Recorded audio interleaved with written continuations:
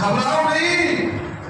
اِنَّا نُبَشِّرُكَ بِغُلَامٍ عَلِيمٍ، ہم تمہیں ایک ایسے بچے کی خوشخبری دے رہے ہیں جو بچہ ہوشیار ہوگا، علم والا ہوگا، جانکار ہوگا.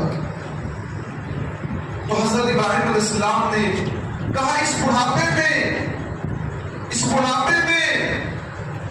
یہ اللہ کی بہت بڑی مثالی ہے. کہا مایوس ہونے کی ضرورت نہیں، اللہ کا آرڈر ہے، حکم ہے. ابراہیم علیہ السلام نے کہا وَمَن يَقْنَطُ مِن رَحْمَتِ رَبِّهِ إِلَّا الضَّالُّونَ، اللہ کی رحمت سے گمراہ لوگ ہی مایوس ہوتے ہیں. اللہ کی رحمت سے گمراہ لوگ، بھٹکے ہوئے لوگ ہی مایوس ہوتے ہیں. بڑھاپا گرچہ ہو اور گھر میں کوئی چراغ نہ ہو، وارث نہ ہو، دعائیں کیجیے.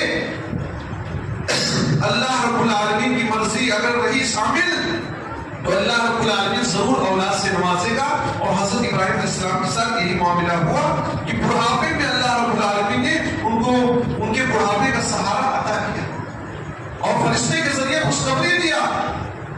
تو کبھی بھی گھبرانا نہیں چاہیے، اللہ پر بھروسہ رکھنا چاہیے، اللہ کی رحمت سے کبھی بھی مایوس نہیں ہونا چاہیے. انسان کتنی بڑی مصیبت میں کیوں نہ ہو، اللہ کی رحمت سے مایوس نہ ہو. کچھ لوگ بہت جلد مایوس ہو جاتے ہیں، ڈپریشن میں چلے جاتے ہیں، کچھ لوگ خودکشی کر لیتے ہیں.